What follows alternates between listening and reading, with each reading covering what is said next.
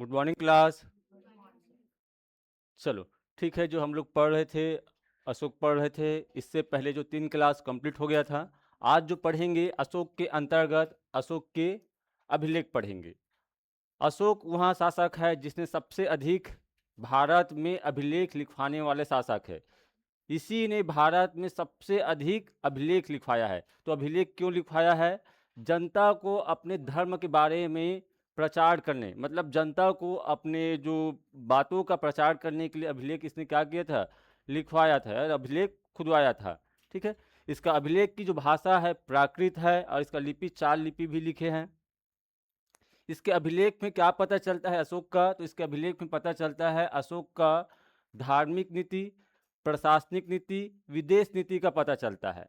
ठीक है। इसके अभिलेख में अशोक के अभिलेख को 3 भागों में बांट कर पढ़ेंगे। इसके अभिलेख को 3 भागों में बांट कर पढ़ेंगे। देखिए कौन कौन से 3 भागों में बांटेंगे इसको।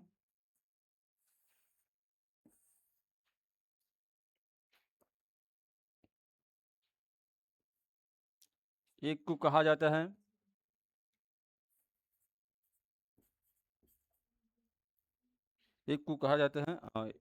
शिलालेख, नहीं सॉरी शिलालेख। एक को कहा जाता है शिलालेख और दूसरा को कहा जाता है स्तंभ लेख। ठीक है, स्तंभ लेख। और तीसरा को कहा गया गुहा लेख। ठीक है। अशोक के अभिलेख को 3 भागों में बांटा गया है, शिलालेख, स्तंभ लेख और गुहा लेख।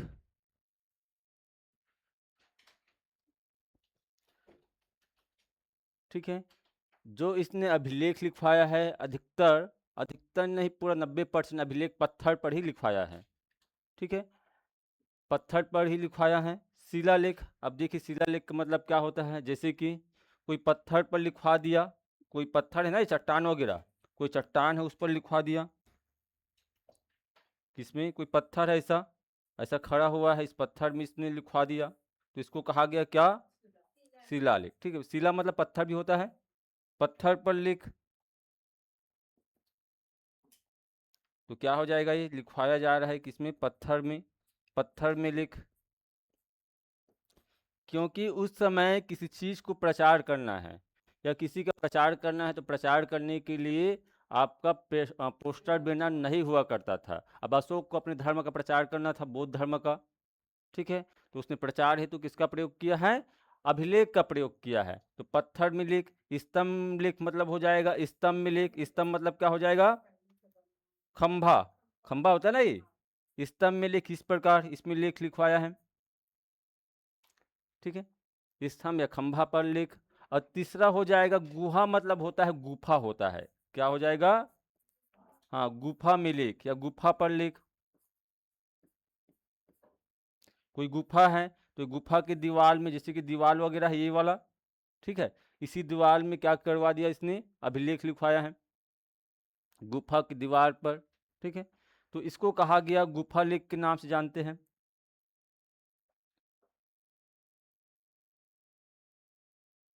तो अशोक के अभिलेख को इस प्रकार 3 भागों में बांटा गया है। शिलालेख भी 2 प्रकार का है, स्तंभ लेख भी 2 प्रकार का है। ठीक है, अब यहीं पर बता देते हैं, जैसे कि शिलालेख 2 प्रकार का है। एक ना छोटे पत्थर पर लिखवाया है और एक बड़ा पत्थर पर। बड़े पत्थर वाले को बोला गया क्या? बड़ा मतलब क्या हो जाएगा? वृहद।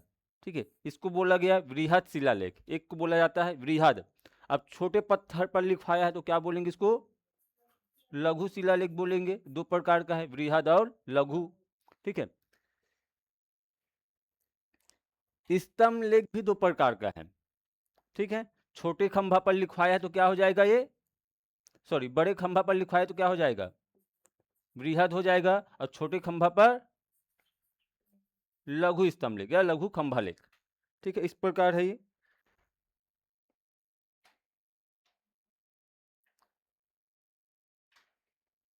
गुहा लेख एक ही प्रकार का। ठीक है, गुहा लेख या गुफा लेख एक ही प्रकार का है। यदि सबसे अधिक क्वेश्चन पूछा जाता है तो इस पर पूछा जाता है, वृहत शिलालेख पर, ठीक है, या शिलालेख पर। तो एक एक करके पढ़ेंगे। तो सबसे पहले इसको पढ़ेंगे, शिलालेख के अंतर्गत क्या हो जाएगा? हाँ, वृहत शिलालेख, शिलालेख के अंतर्गत वृहत शिलालेख।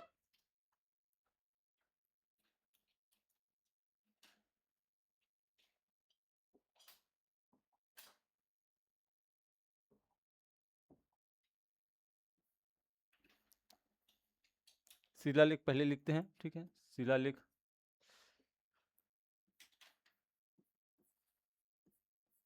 शिलालेख, ठीक है, और इसके अंतर्गत हो जाएगा वृहत शिलालेख।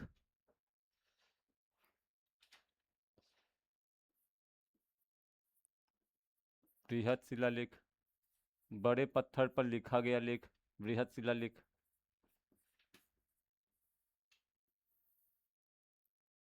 चलो इसके बारे में पहले सुनिए, उसके बाद लिखेंगे, ठीक है।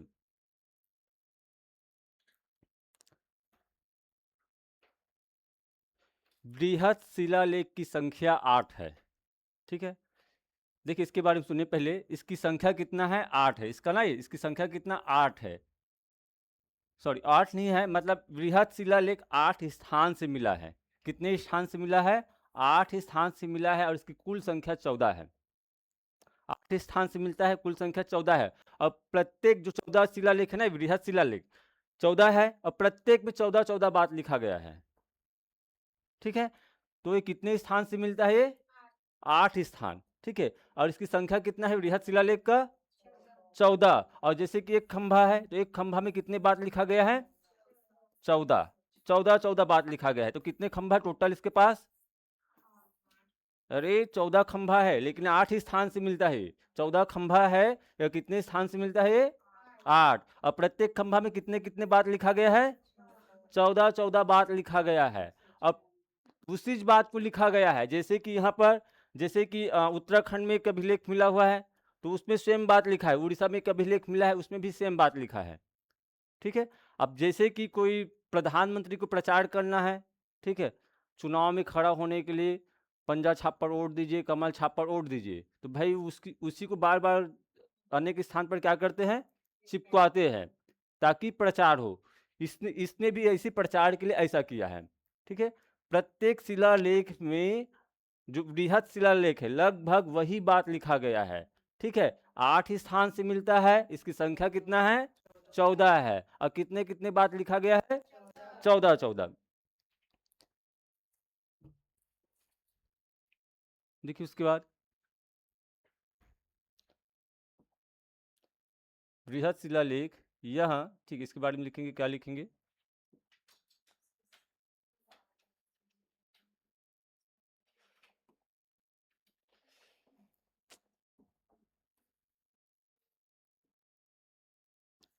यह 8 स्थान से मिलता है, से मिलता है। इसकी संख्या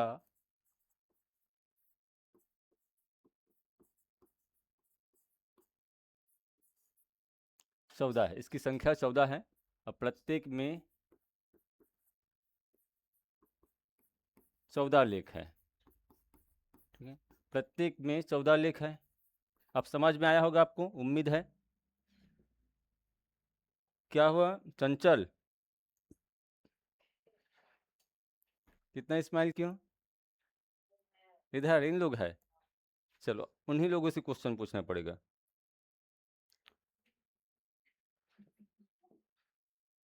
अब सभी का नाम तो याद नहीं है, बट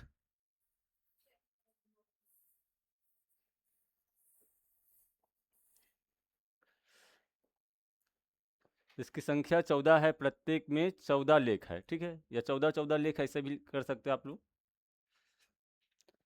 देखिए कौन कौन से स्थान से मिलता है, ठीक है। तो बात करते हैं इसका स्थान क्या है, किस किस स्थान से मिल रहा है? स्थान जहां से शिलालेख मिलता है, ठीक है, कौन कौन से स्थान से मिलता है?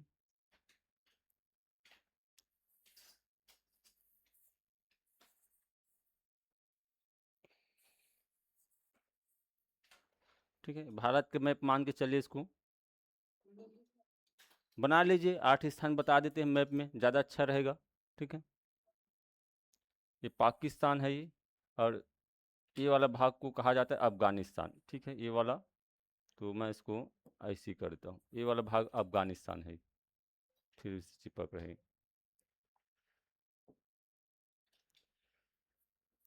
अफ़गानिस्तान, और ये है पाकिस्तान है। ठीक है, पाकिस्तान, क्योंकि यहाँ से भी, इस क्षेत्र से भी इसका अभिलेख मिला हुआ है, तो ये पता चलता है पाकिस्तान अफ़गानिस्तान से भी इसका अभिलेख मिला हुआ है। तो अशोक का शासन कहाँ तक फैला हुआ था? हाँ, अफ़गानिस्तान तक फैला हुआ था। ठीक है,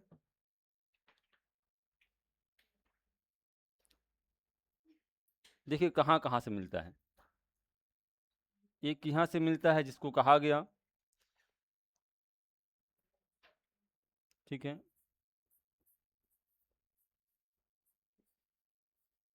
ये पाकिस्तान का क्षेत्र है ना, ये जिसका नाम क्या है, यहाँ से मिलता है क्या? शाहबाजगढ़ी।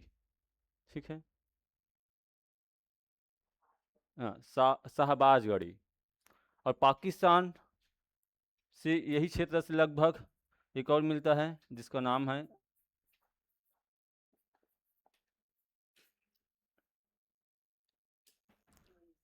मानसेहरा। ठीक है, मानसेहरा।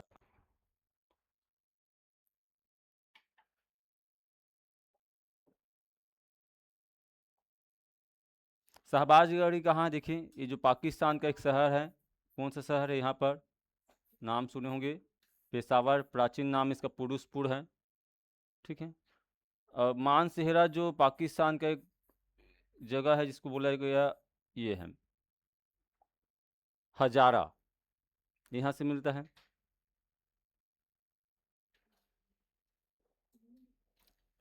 ठीक है,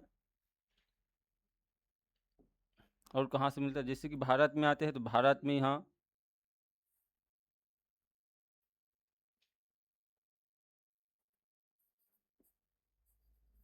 ठीक है, यहाँ पर, ठीक है, कालसी। ठीक है, कालसी, ये कहाँ है? देहरादून में है, कालसी, देहरादून। गुजरात के यहाँ पर भी मिलता है, गुजरात के ये वाला क्षेत्र में। ठीक है, गिरनार से भी इसका अभिलेख मिलता है, अशोक का। कालसी है ये, देहरादून मतलब कौन सा राज्य हो जाएगा? उत्तराखंड ना, ये देहरादून उत्तराखंड राज्य हो जाएगा ये।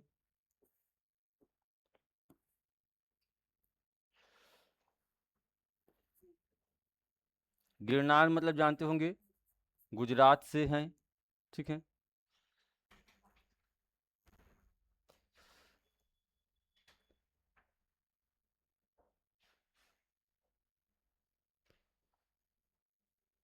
इसके बाद देखिए, महाराष्ट्र में एक जगह है, वहाँ से मिलता है, महाराष्ट्र में जगह का नाम है ये।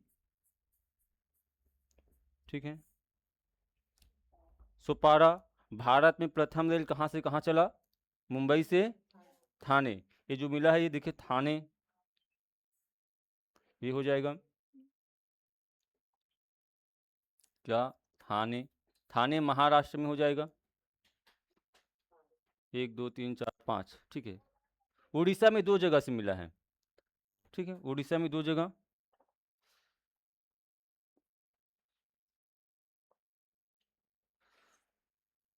एक है, क्या बोले, कोई बोले कुछ क्या?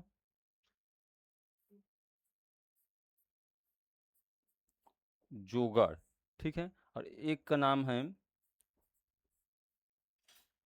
यहाँ से मिलता है जोगढ़ और धोली, उड़ीसा में दोनों। धोली जो है ये ना, पुरी का नाम सुने होंगे, जगन्नाथ पुरी, यहाँ से मिला है।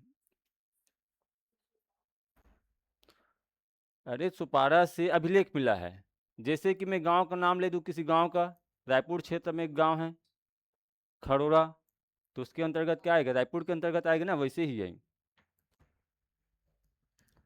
ठीक है, जोगढ़, जोगढ़ जो मिला है, इसका जो स्थान है जोगढ़ का,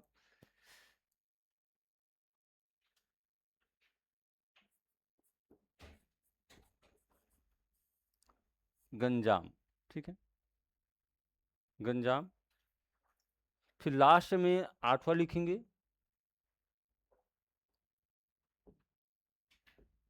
यहाँ पर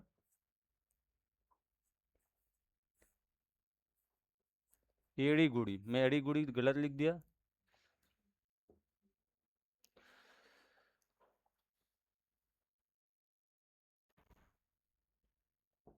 ये रस्सी के दादा है यहाँ पर,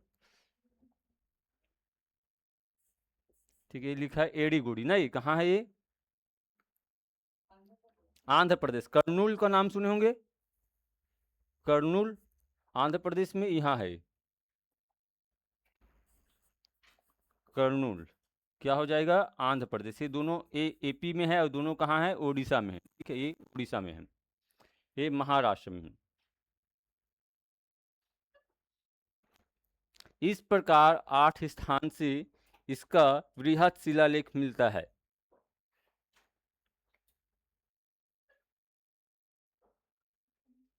ठीक है, एड़ीगुड़ी, कर्नूल, जोगड़, धोली, गंजाम, पुरी, उड़ीसा, ठीक है। अब थोड़ा सा इसमें फैक्ट लिखेंगे, क्या लिखेंगे? जो भारत में है, जो अभिलेख भारत में, सभी का लिपि क्या होगा? ब्राह्मणी लिपि का प्रयोग हुआ है, ठीक है, क्योंकि भारत में उस समय ब्राह्मणी लिपि ही प्रचलित था। जो पाकिस्तान में है, जैसे कि शहबाजगढ़ी, मानसेहरा, इसमें जो लिपि का प्रयोग हुआ है, कौन सा लिपि का प्रयोग होगा बताइए? ग्रीक? नहीं, ग्रीक का नहीं है, खरोष्टी का प्रयोग हुआ है यहाँ पर। क्या? खरोष्टी लिपि का प्रयोग हुआ है, खरोष्टी का, ये दोनों में, शहबाजगढ़ी और मानसेहरा, ठीक है। अब इसके बारे में थोड़ा सा सुनिए। जोगड़ और धोली को पृथक अभिलेख बोलते हैं। क्यों बोलते हैं?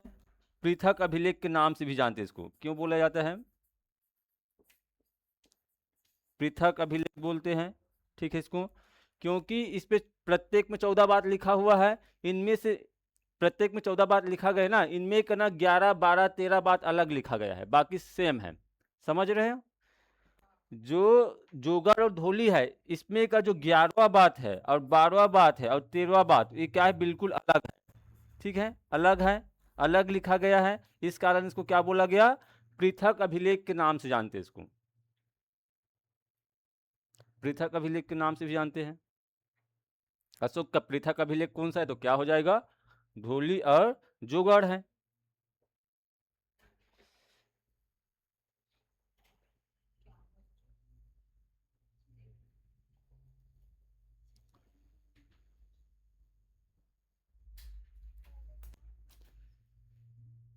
चलो समझ में आया? हो गया ना ये? चलो थोड़ा से बताइए आप लोग। पाकिस्तान में 2 अभिलेख लिखे, कौन कौन सा? पहला क्या लिखे? शाहबाजगढ़ी और, ठीक है। भारत को उत्तर से दक्षिण की ओर देखें तो सबसे ऊपर में क्या लिखे? कालसी अभिलेख। कहां पर है ये? ठीक है। दूसरा गिरनार कहाँ है? ठीक है। तीसरा क्या लिखे थे फिर? सोपारा कहाँ है? थाने महाराष्ट्र में है। और चौथा जो लिखे थे? जोगढ़ और गेट को पूरा बंद करो, गेट बंद नहीं है, पूरा बंद कर इसको।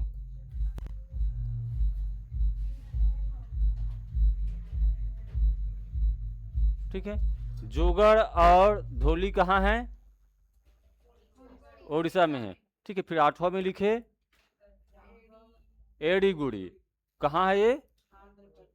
कर्नूल आंध्र प्रदेश, ठीक है। वह कौन सा अभिलेख है जो खरोष्टी भाषा में लिखा गया है? ठीक है। किस अभिलेख को पृथक अभिलेख के नाम से जानते हैं? ठीक है, क्यों कहा जाता है? ठीक है, इसमें जो 11वां, 12वां, 13 अभिलेख है, लिखने का क्रम है, ये क्या है? बिल्कुल अलग है, बाकी ज्यो का त्यों है। इस कारण इसको क्या बोलते हैं? पृथक अभिलेख के नाम से जानते हैं। अब देखेंगे जो वृहद अभिलेख पढ़ रहे हैं, वृहद अभिलेख में क्या क्या लिखा है, ठीक है। नेक्स्ट करें, वृहद अभिलेख का लेख, इसका लेख, ठीक है, लेख।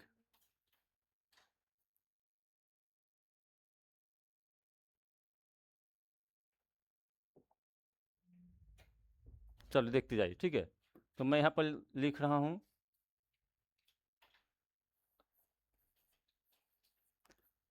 पहला लेख या प्रथम अभिलेख भी बोल देते इस चीज को, पहला अभिलेख या प्रथम अभिलेख। पहला लेख क्या है, देखिए क्या लिखता है। मैं अभी आपको बताया था अशोक ने अभिलेख क्यों लिखवाया, धर्म के प्रचार, धर्म के प्रचार के लिए इसने क्या किया था, अभिलेख लिखवाया था। इसमें अशोक के प्रशासन के बारे में जानकारी मिलता है, विदेश नीति के बारे में जानकारी मिलता है, इसके अलावा इसके धार्मिक नीति के बारे में भी जानकारी मिलता है। तो पहला अभिलेख लिखा है इसमें, इसमें देखिए क्या लिखा है,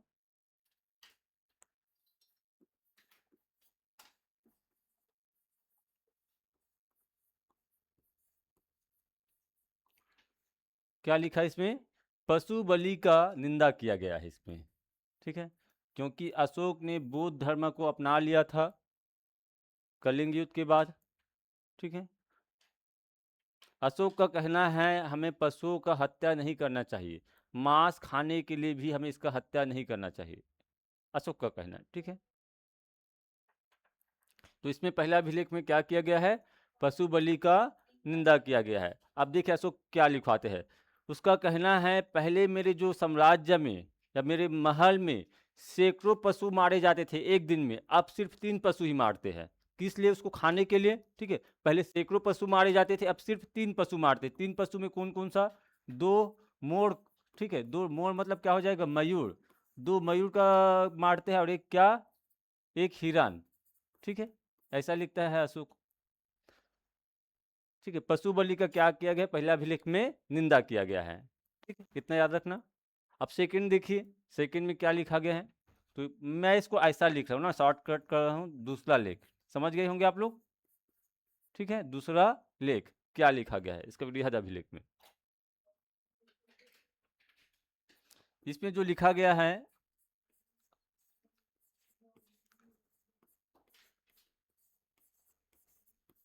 ठीक है, समाज कल्याण की बात, ठीक है, समाज कल्याण की बात लिखा गया है, ठीक है।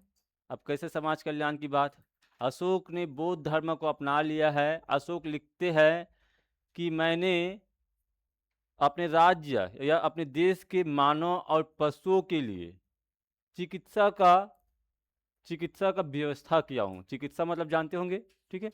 इसके अलावा ये भी लिखता है मैंने अपने पड़ोसी देश के राज्यों के लिए चिकित्सा का व्यवस्था किया हूँ, ठीक है। तो इसमें क्या लिखता है, समाज कल्याण की बात लिखता है। अब देखिए क्या क्या लिखते हैं, इस चीज के अंतर्गत लिखेंगे तो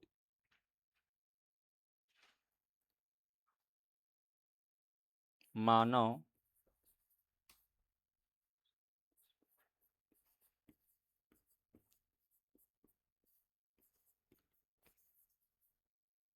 पशु के लिए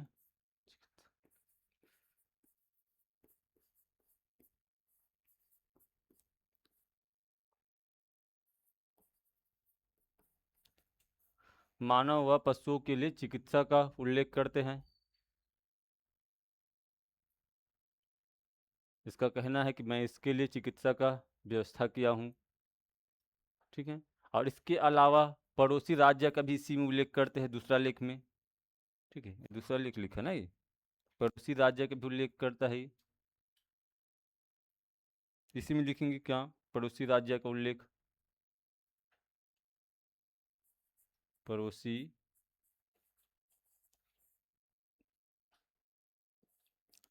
राज्य का उल्लेख, या दक्षिण के राज्य का उल्लेख भी हो जाएगा, इसी को बोला जाता है दक्षिण के जो राज्य था अशोक के शासनकाल में उसका उल्लेख है। किन किन राज्यों का उल्लेख करता है, 5 राज्यों का उल्लेख किया गया है पड़ोसी में। इसको एग्जाम में पूछा जाता है, अशोक का वहाँ कौन सा अभिलेख है जिसमें पड़ोसी राज्यों का उल्लेख किया गया है, चोल, चेर, पांड्य, ठीक है। तो क्या हो जाएगा, दूसरा अभिलेख में है। देखिए कौन कौन सा राज्य है इसमें, देखिए मैं आपको बताया था कि भाई जो चंद्रगुप्त मौर्य का प्रशासन कहाँ तक फैला हुआ था या साम्राज्य, दक्षिण को छोड़ दिया जाए बाकी पूरे भारत में उसका साम्राज्य फैला हुआ था, और कलिंग को थोड़ा छोड़ दिया जाए, कलिंग को अशोक ने जीत लिया बाद में, ठीक है। तो इसमें जो उल्लेख किया गया है पड़ोसी राज्य में, इसका करते हैं, हाँ, अभी दूसरा अभिलेख के अंतर्गत पढ़ रहे हैं। ठीक है, दूसरा लेख में चोल और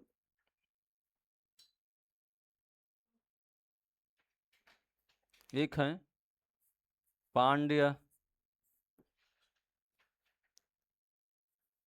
चेर। ठीक है, चोल, पांड्य, चेर,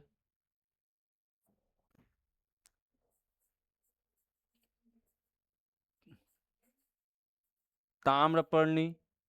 ठीक है, ये ताम्रपर्णी मतलब श्रीलंका है। ठीक है, ताम्रपर्णी मतलब क्या है, श्रीलंका का उल्लेख भी किया गया है। यहाँ भी मैंने क्या किया है, चिकित्सा का व्यवस्था किया। और इसके अलावा कुंडल वन, कुंडल राज्य, ये 5 राज्यों का उल्लेख करता है। ठीक है, दूसरा अभिलेख में 5 राज्यों का उल्लेख किया गया है।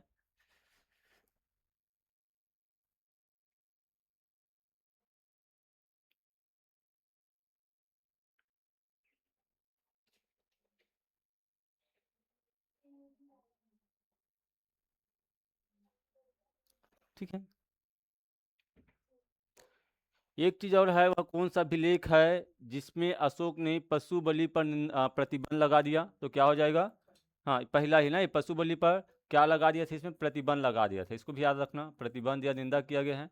ठीक है, अब तीसरा अभिलेख देखिए, तीसरा लेख है इसका, तीसरा लेख या तीसरा अभिलेख। ठीक है, इसमें जो लिखा गया है, ठीक है, तीसरा अभिलेख में 3 कर्मचारियों का उल्लेख किया गया है अशोक ने। ठीक है, 3 कर्मचारियों का नियुक्ति करते हैं ये, 3 अधिकारी का उल्लेख, 3 कर्मचारी या अधिकारी का, ऐसे ही पढ़ेंगे इसको। तीसरा लेख में 3 अधिकारी का नियुक्ति, क्यों नियुक्ति किया गया, चलो बता रहे हैं। ये 3 अधिकारी का नाम है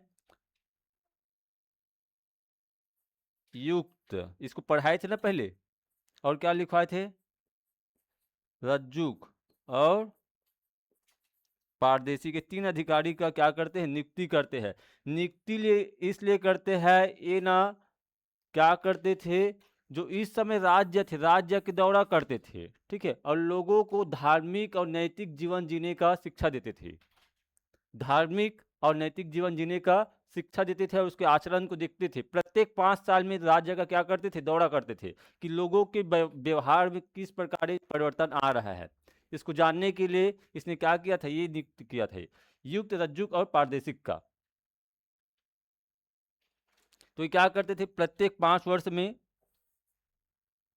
क्या लिखेंगे, प्रत्येक 5 वर्ष में राज्य का दौरा,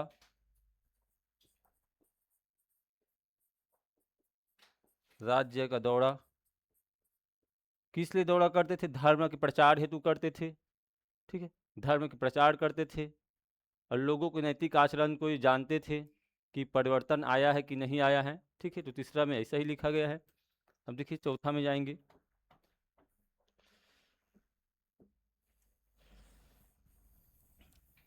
चलो इतना हो गया, 3 हो गया होगा। ठीक है, चौथा में आते हैं, चलो बताते जाइए। अशोक के पहला अभिलेख में क्या लिखा गया है, ठीक है, पशु बलि का निंदा या पशु बलि पर प्रतिबंध लगाया गया है। दूसरा अभिलेख में क्या लिखा गया है, समाज कल्याण की बात कही गई है। समाज कल्याण मतलब अशोक ने किसका व्यवस्था किया था, मानव और पशु के लिए। ठीक है, और तीसरा अभिलेख में क्या लिखा गया है, ठीक है, 3 अधिकारी कौन कौन सा, ठीक है, युक्त, रज्जुक, पारदेशिक प्रत्येक 5 वर्ष में राज्य के दौरा करते थे, जनता के नैतिक आचरण को जानते थे कि इसके नैतिक आचरण में परिवर्तन आया है कि नहीं आया है। ठीक है, अब देखिए चौथा अभिलेख में क्या लिखवाते हैं, चौथा ऐसा लिख देगा, चौथा लेख,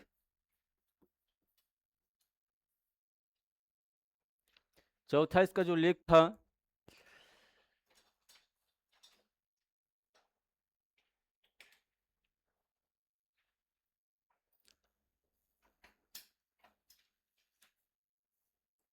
धर्म नीति का उल्लेख किया गया है। धर्म नीति, अशोक का कहना है, ठीक है, ये सब अभिलेख लिखवाने से लोगों के नैतिकता में परिवर्तन हुआ है, लोगों के व्यवहार में परिवर्तन हुआ है। ठीक है, अशोभनीय जो आचरण पहले ज़्यादा हुआ करता था उसमें अब धीरे धीरे क्या हो रहा है, कम हो रहा है, ऐसा लिखता है। ठीक है, इसको कहा गया धम्म नीति का उल्लेख किया गया है चौथा में।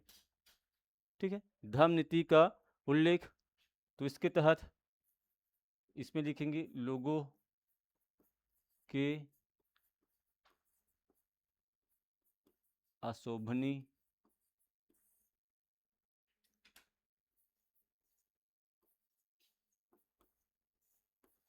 कम हुआ, कम हुआ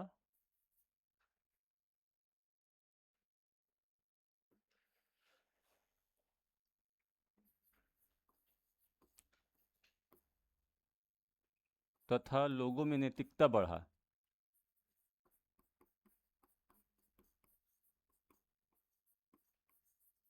नैतिकता बढ़ा, इनमें से ये ज़्यादा है ना, ये आपका मेन फैक्टर है, धम्म नीति का उल्लेख किया गया है। ठीक है, अब पांचवा देखिए, पांचवा लेख क्या, पांचवा लेख अशोक का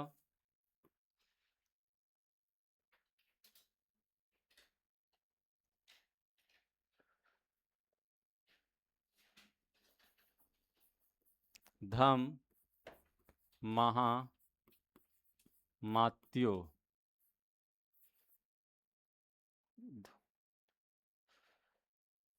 धम्म महामात्यों का उल्लेख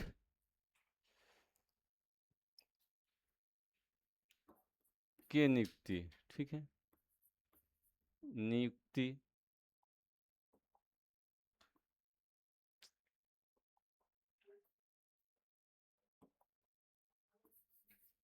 ठीक है, यहाँ पर देखिए दूसरा चीज है, तीन अधिकारी का नियुक्ति युक्त रज्जुक पारदर्शी के अलग है। ठीक है, ये प्रत्येक 5 वर्ष में राज्य के क्या करते थे, दौरा करते थे कि लोगों की नैतिकता में कितना परिवर्तन आया है, तो ये क्या करते थे, धम्म महामात्यों की नियुक्ति। तो इसमें लिखेंगे, इतना याद रखना नियुक्ति। ठीक है, ये भी क्या करते थे, धर्म के प्रचार, ये क्या करते थे, धर्म के प्रचार करते थे, धर्म के प्रचार करते थे, धम्म महामात्य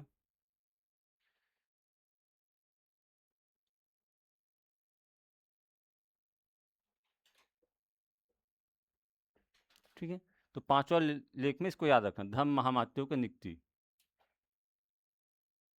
छठवा, ठीक है, छठवा में क्या लिखा गया है, छठवा लेख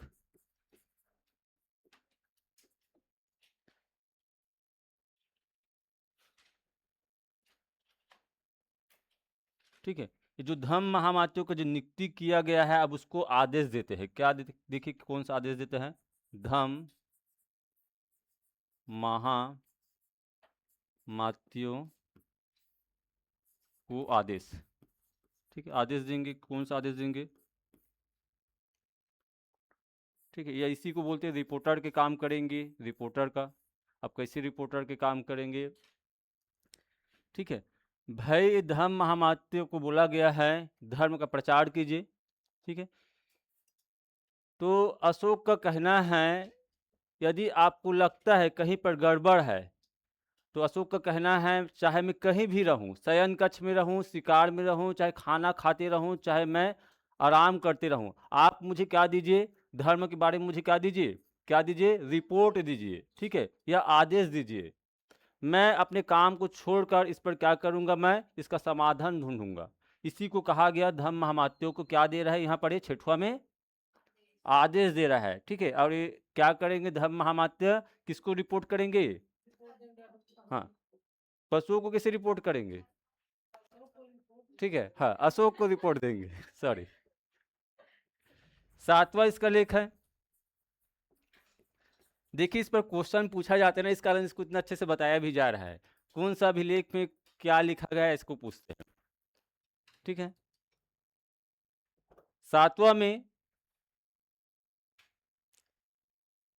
इसमें सहिष्णुता लिखा गया है। ठीक है, सच याद रखना, सहिष्णुता मतलब धार्मिक सहिष्णुता, धार्मिक सहिष्णुता, और एक शब्द और लिखते हैं इसके अलावा, धार्मिक सहिष्णुता, ये लिखा है धार्मिक सहिष्णुता।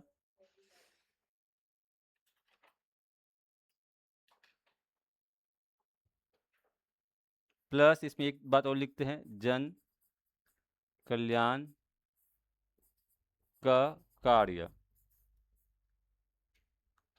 जन कल्याण कार्य का उल्लेख ऐसे लिखेंगे, ठीक है, जन कल्याण कार्य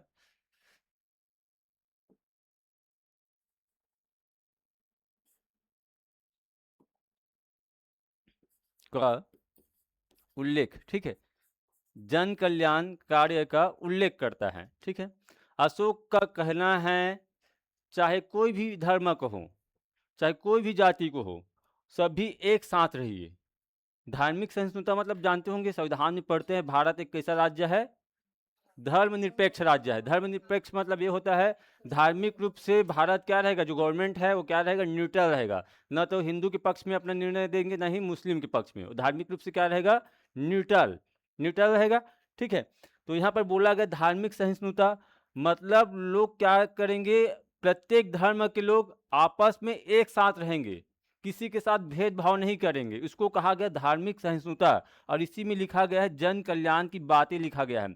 अशोक लिखते हैं मैंने सड़क के किनारे में, सड़क जैसे कि सड़क के किनारे में जो यात्रीगण जाते थे, अब उसके लिए मैं वहाँ पर कुआं खोदवाया हूँ यात्रीगण के लिए, उसके पानी पीने के कुआं का व्यवस्था किया हूँ, सराय बनवाया हूँ, आरामदायक कुछ कुछ, जैसे कि अभी मुख्यमंत्री वो बनाते हैं ना सड़क के किनारे में, क्या बनाते हैं, टीन का झोपड़ी नुमा बनाते हैं आराम करने के लिए, क्या बोलते हैं उसको, हाँ यात्री प्रतिछालय बोलते हैं। इस प्रकार का मैंने क्या किया है, यात्री प्रतिछालय बनवाया हूँ, ठीक है, कुआं का निर्माण किया हूँ। तो इस प्रकार यहाँ पर लिखते जन कल्याण के कार्य का भी उल्लेख किया है यहाँ पर अशोक ने, ठीक है। अब देखिए 8वां अभिलेख में आते हैं, इतना हो गया होगा, चलो थोड़ा से रिवीजन करेंगे। बताइए चौथा अभिलेख में क्या लिखा है, धम्म नीति का उल्लेख। और 5वां अभिलेख में क्या लिखा गया है, धर्म महामात्यों का नियुक्ति, ठीक है, धर्म के प्रचार के लिए। और 6वां अभिलेख में क्या लिखा है, ठीक है, आदेश देता है चाहे मैं कहीं भी रहूं, ठीक है, चाहे कहीं भी रहूं। हाँ इतना कथन को पूछते भी है, अशोक का वहाँ कौन सा कथन है, चाहे मैं शयन कक्ष में रहूं, शिकार पर रहूं या आराम करते रहूं, प्रतिवेदक अपना रिपोर्ट मुझे दे, ठीक है। तो क्या हो जाएगा, कौन सा अभिलेख में है ये, उसका क्या हो जाएगा, 6वां में। 7वां अभिलेख में क्या लिखा गया है, धार्मिक सहिष्णुता लिखा गया है, ठीक है। चलो 8वां में आते हैं। 8वां अभिलेख में इसका लिखा है, या 8वां लेख लिखा गया है। 8वां से याद रखना, इसमें जो उल्लेख है धम्म यात्रा का उल्लेख है, अशोक के जो धम्म यात्रा है,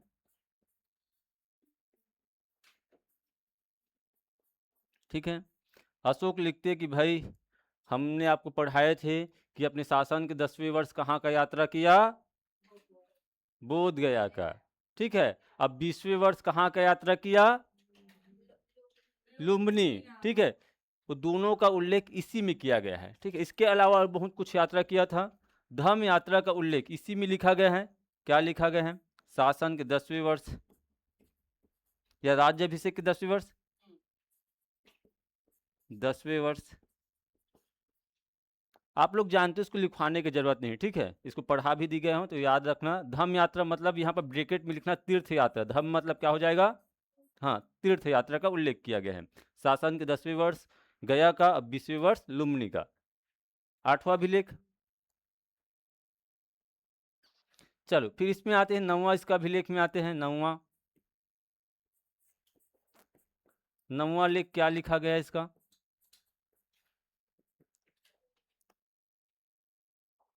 ठीक है। 9वां अभिलेख में निंदा किया गया है, एन से याद रखना, एन, क्या किया गया है, निंदा। किसका निंदा करना चाहिए बताइए, 9वां अभिलेख में क्या किया गया है, निंदा किया गया है। किसका निंदा किया गया है, तो अशोक का कहना है कि हमें छठी नहीं मनाना चाहिए, हमें बर्थडे नहीं मनाना चाहिए, ठीक है, हमें विवाह उत्सव नहीं मनाना चाहिए, हमें हमें ज़बरदस्ती त्यौहार नहीं मनाना चाहिए। इससे क्या होता है, जन धन की हानि होता है, समय की क्या होता है, बर्बादी होता है, ठीक है। छठी, इसमें लिखते ना अशोक, जन्म उत्सव, विवाह उत्सव और विभिन्न प्रकार का जो सामाजिक उत्सव है सबका ही निंदा करते हैं। इससे क्या होता है, जन धन, मतलब आप छठी मनाओगे तो उसमें पैसा बर्बाद होगा। जानते होंगे आजकल की छठी बगैर डीजे की नहीं होता, नहीं होता ना ये, ठीक है। फिर उसमें ऊपर से और खर्चा लगेगा, जन धन की हानि हो रहा है, लोगों का पैसा भी बर्बाद हो रहा है और इसके अलावा समय का भी बर्बादी हो रहा है। निंदा किया गया है, देखिए इसमें क्या क्या निंदा करते हैं। जन्मोत्सव, जन्मोत्सव,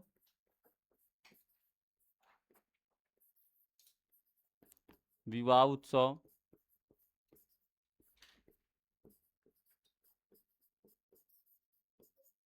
सामाजिक समारोह, नहीं सामाजिक समारोह मतलब ये त्योहार वगैरह टाइप आदि,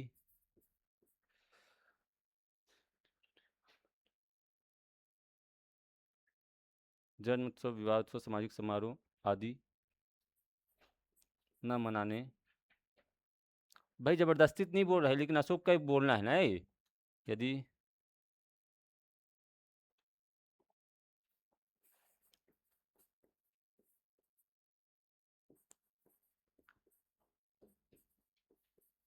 बात कही, कारण क्या है, क्यों नहीं मनाने की बात बोलते हैं, क्योंकि इसमें फिजूल खर्ची होता है, ठीक है, फिजूल खर्च होता है, समय का बर्बादी होता है।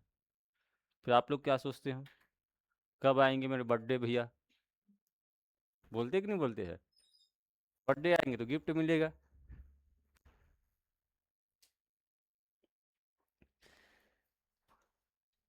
चलो, नौवां हो गया, फिर आगे चलते हैं। हो गया क्या है, हो गया। आठवां अभिलेख में क्या लिखा गया बताइए, क्या लिखा गया है, तीर्थ यात्रा का उल्लेख किया गया है। अशोक ने कहाँ कहाँ तीर्थ यात्रा किया इसका उल्लेख करते हैं। नौवां में क्या किया गया है, एन से एन याद रखना है, एन से एन याद रखना, क्या किया गया है, निंदा किया गया है, किसका किसका निंदा किया गया है, ठीक है। उसके बाद देखिए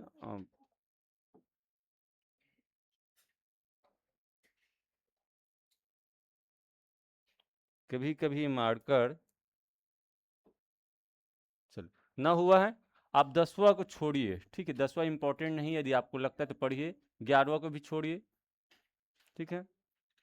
इसमें आते 12वां अभिलेख में, 12वां 13वां पढ़ेंगे। 12वां लेख,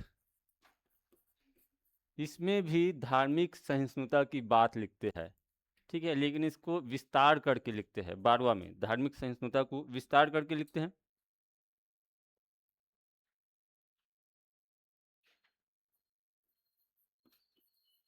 धार्मिक सहिष्णुता और वाक संयम, क्या होता है वाक संयम,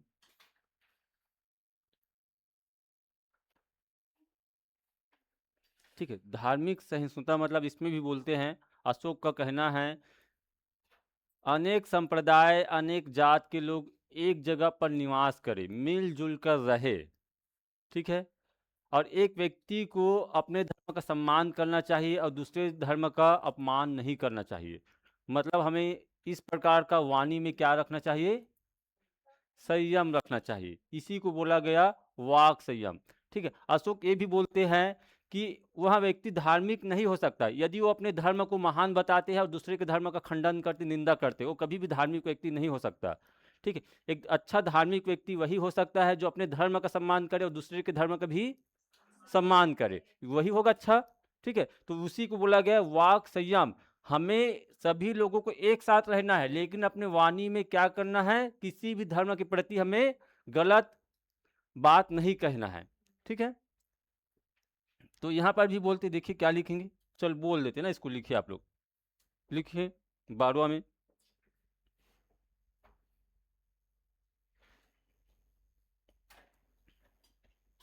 सभी संप्रदाय के लोग, ठीक है, सभी संप्रदाय के लोग एक साथ रहे, एक साथ रहे,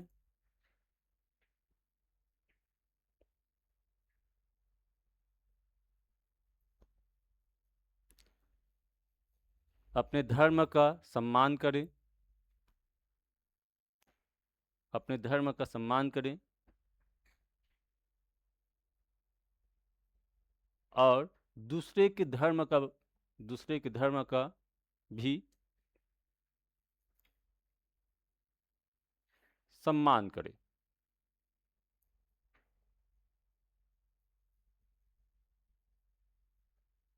ठीक है, चलो आपका पहला, दूसरा और 12वां ज़्यादा इंपॉर्टेंट, ए वाला। ठीक है, ये 12वां इंपॉर्टेंट है, पहला दूसरा जो लिखे हो ये 12वां को पूछते रहते हैं। धार्मिक सहिष्णुता और वाक संयम का उल्लेख किस में है, तो क्या हो जाएगा, ये इसी में है। वाक संयम, अपने धर्म का सम्मान करे लेकिन दूसरे के धर्म का अनादर ना करे। ठीक है, अपने जबान पर ताला लगा कर रखिए।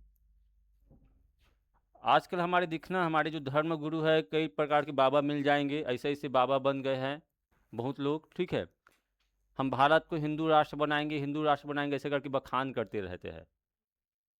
और इसके अलावा क्या बोलेंगे, दूसरा जो दूसरे के धर्म में है उसका क्या करते, तिरस्कार भी करते हैं। तो ऐसा बाबा ना कभी भी धार्मिक नहीं हो सकता। ठीक है, वो क्या है, सिर्फ पाखंड है। एक अच्छा धार्मिक व्यक्ति अपने धर्म का सम्मान करेगा और दूसरे का धर्म का भी क्या करेंगे, सम्मान करेंगे। ठीक है, वही अच्छा बाबा है। 13वां, चलो, अशोक ने अपने जीवन में एक महत्वपूर्ण युद्ध लड़ा। कौन सा युद्ध लड़ा था, कलिंग युद्ध। कलिंग युद्ध का वर्णन कौन सा अभिलेख में है, हाँ 13वां में। ठीक है, इसमें क्या है, कलिंग त्रसादी, कलिंग त्रसादी था ये, या कलिंग युद्ध का वर्णन है, ये का उल्लेख है। और इसको करना VIMP करना, वेरी IMP करना। ठीक है, वेरी IMP, ये वाला कलिंग युद्ध का वर्णन किस में है, 13वां अभिलेख में है।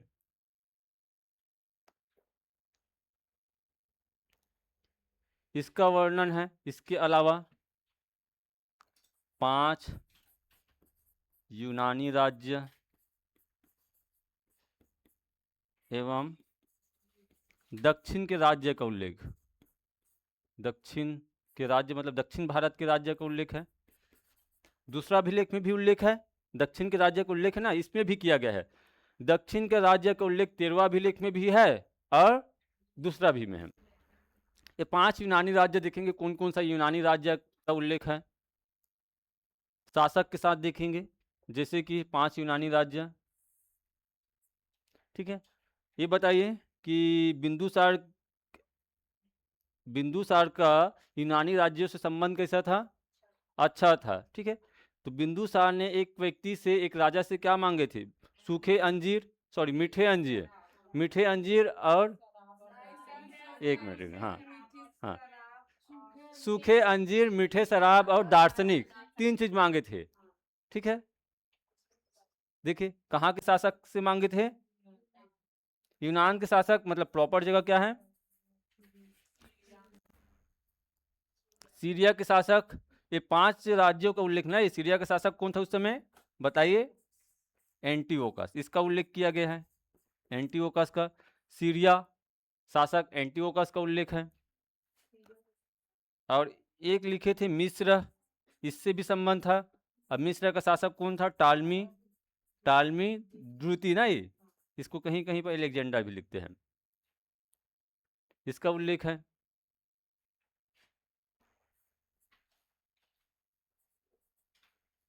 इसके अलावा सीरिन में नाम गलत लिखा हूँ, सीरिन के शासक मग का उल्लेख है।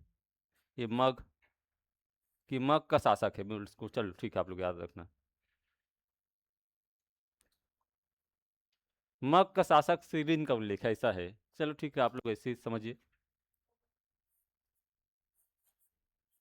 मदकू दुनिया के शासक का भी उल्लेख है, मदकू दुनिया। ये बताइए जो सिकंदर कहाँ से आए थे, मक दुनिया नहीं, या मदकू दुनिया भी बोलते हैं, मक दुनिया के शासक का उल्लेख है। मक दुनिया लिखा ना, मक दुनिया, मक दुनिया के शासक का भी उल्लेख किया गया है।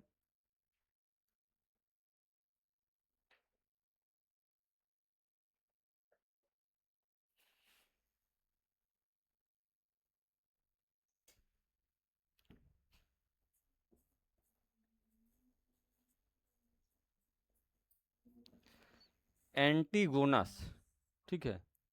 और एक और है शासक का नाम है, राज्य है एप्रिस।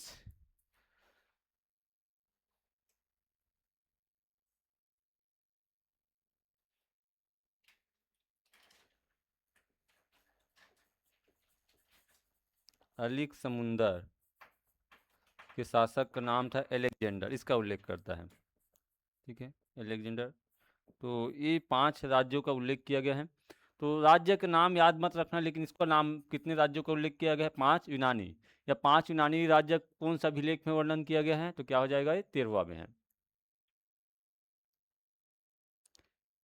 ठीक है,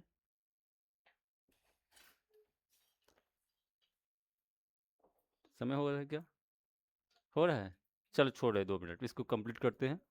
अब देखिए, इसके अलावा अनेक जातियों का भी उल्लेख करते हैं इसमें। कलिंग जो इसमें ना 13वां अभिलेख में अनेक जातियों का उल्लेख किया गया है। ठीक है, अनेक जातियों का उल्लेख किया गया है।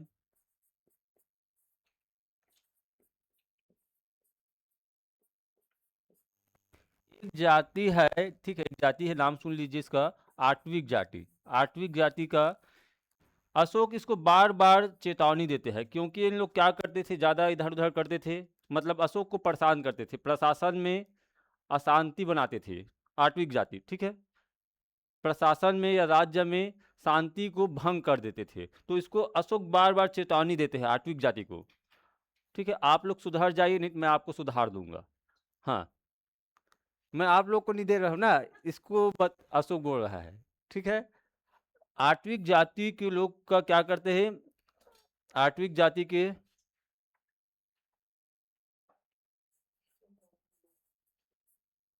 इसको क्या करते हैं, अशोक चेतावनी देते। ठीक है, चेतावनी देते हैं, क्योंकि इसको एक बार एग्जाम में भी पूछा गया है, किस जाति को अशोक क्या दे रहा है, चेतावनी देते हैं। तो आठवीं जाति के जो लोग थे उस समय, उसको चेतावनी देते हैं, क्योंकि ये प्रशासन में क्या करते थे, विद्रोह करते थे, अशांति बनाते थे, इस कारण। ठीक है, और फिर अंतिम में लिखेंगे इसका 14वां शिलालेख में क्या। ठीक है, अंतिम अशोक प्रार्थना करते हैं, आप लोगों से बारंबार प्रार्थना है, आप लोग धार्मिक जीवन जिए, नैतिकता के साथ जीवन जिए, और मैं आगे और ऐसा अभिलेख लिखवाता रहूंगा। ठीक है, कौन सा शिलालेख में? 14वां में। लोगों को धार्मिक जीवन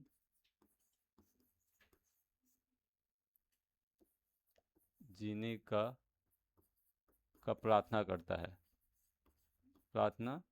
ठीक है, आगे चलकर और अभिलेख लिखवाऊंगा, आगे चलकर और अभिलेख लिखवाऊंगा मैं। ठीक है, पहला, तीसरा, 12वां और 13वां, पहला, दूसरा, 12वां, 13वां, इसको अच्छे से पढ़ना। ठीक है, और ज़्यादा डीप से पढ़ोगे फिर पढ़ सकते आप लोग इतना ही पढ़िए। ठीक है, समझ में आया होगा, उम्मीद है।